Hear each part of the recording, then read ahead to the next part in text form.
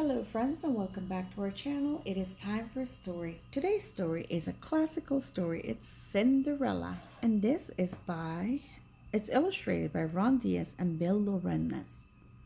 We hope you enjoyed today's story. As usual, please like and share the video and hit that bell so you know when we post new stories. Okay, let's get started. Once upon a time, in a faraway kingdom, there lived a widowed gentleman and his lovely daughter, Ella. Ella was a beautiful girl. She had golden hair, and her eyes were as blue as forget-me-nots. The gentleman was a kind and devoted father, and he gave Ella everything her heart desired. But he felt she needed a mother. So he married again, choosing for his wife a woman who had two daughters. Their names were Anastasia and Drusilla.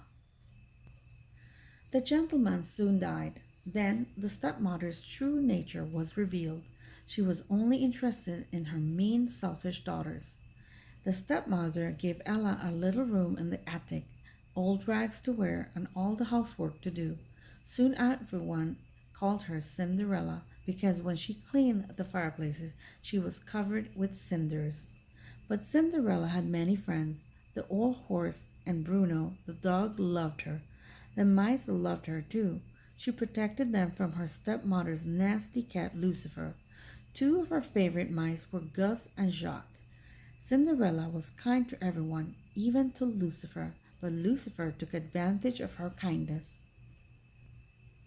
Lucifer liked to get Cinderella in trouble. One morning he chased Gus in onto Anastasia's breakfast tray. She screamed and blamed Cinderella. "Come here," the stepmother said to Cinderella. "The windows, wash them, then scrub the terrace, sweep the halls, and, of course, there's the laundry." In another part of the kingdom, the king was worrying about his son. "It's high time he married and settled down," he told the Grand Duke. "But, sire," said the Grand Duke, "we must be patient." "No buts about it," shouted the king. "We'll have a ball tonight. It will be very romantic. Send out the invitations." When the invitation arrived, Cinderella's stepmother announced, "There is a ball in honor of the prince. Every eligible maiden is to attend." "That means I can go too?" Cinderella asked or said. "Well, I see no reason why you can't," the stepmother replied with a sly smile. "If you get your work done and if you can find something suitable to wear." Cinderella had hoped to fix her old party dress, but Anastasia and Drusilla wanted her to help them with instead.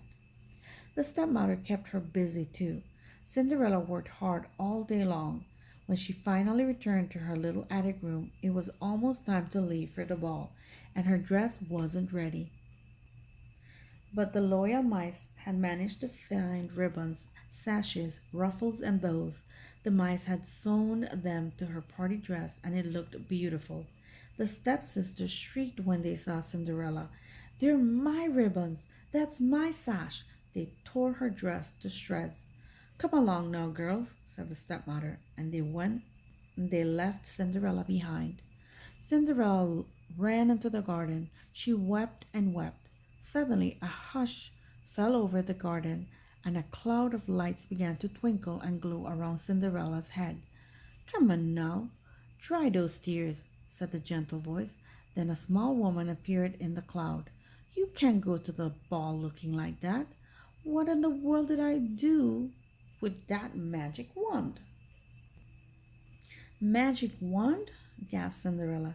"Then you must be your fairy godmother," the woman replied, pulling her magic wand out of the thin air. "The first thing you need is a pumpkin." A cloud of sparkles floated across the garden. A pumpkin rose up and swelled into an elegant coach. The mice turned into horses. The old horse became a coachman, and Bruno became a footman. "Well, hop in, my dear," said the woman. "But my dress," said Cinderella. The fairy godmother looked at it. Good heavens! With a wave of her wand, she turned the rags into an exquisite gown. On Cinderella's feet were tiny glass slippers. "You'll have only till midnight," the fairy godmother said. "At the stroke of 12, the spell will be broken and everything will be as it was before." Cinderella promised to leave the ball on time. Then, under a shower of magic sparkles, she stepped into her coach and was swept away to the palace.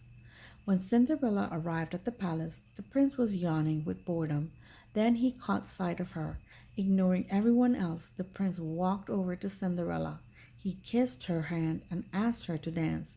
They swirled off across the ballroom. The prince didn't leave Cinderella's side all night. They danced every dance together. As the lights dimmed and sweet music floated out into the summer night, Cinderella heard the clock begin to chime. Oh, goodness, she gasped. It's midnight. I must. Goodbye.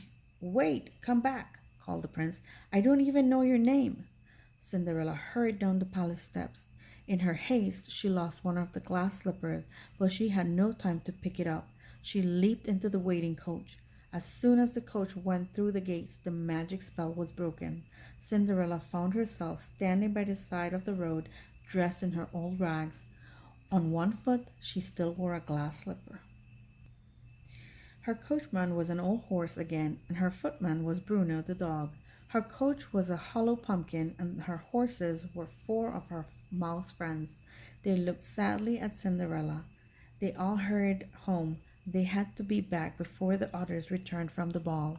The next day, the stepmother told the girls that the Grand Duke was coming to see them. He's been hunting all night for that girl, the one who lost her slipper. That girl shall be the prince's bride. Cinderella smiled and hummed a waltz that had been played at the ball. The stepmother became suspicious. She locked Cinderella in her room. Gus and Jacques had a plan to help Cinderella, while Anastasia and Gisela tried to squeeze their big feet into the little glass slipper. The two mice sneaked onto the stepmother's pocket. They got hold of the key, tugged it upstairs, and unlocked the door. Cinderella rushed downstairs to try on the glass slipper. May I try it on? Cinderella asked. The wicked stepmother fumed. She tripped the footman who was holding the glass slipper. It fell to the floor and broke into 1,000 pieces. But you see, Cinderella said, reaching into her pocket, I have the other slipper. She put it on, and it fit perfectly. From that moment on, everything was a dream come true. Cinderella went off to the palace with the happy Grand Duke. The prince was overjoyed to see her, and so was the king. Cinderella and the prince were soon married. In her happiness, Cinderella didn't forget about her animal friends. They all moved into the castle with her. Everyone in the kingdom was delighted with the prince's new bride, and Cinderella and the prince lived happily ever after. The end. That concludes this beautiful story. We hope you enjoyed it. Until next time, see you again. Goodbye.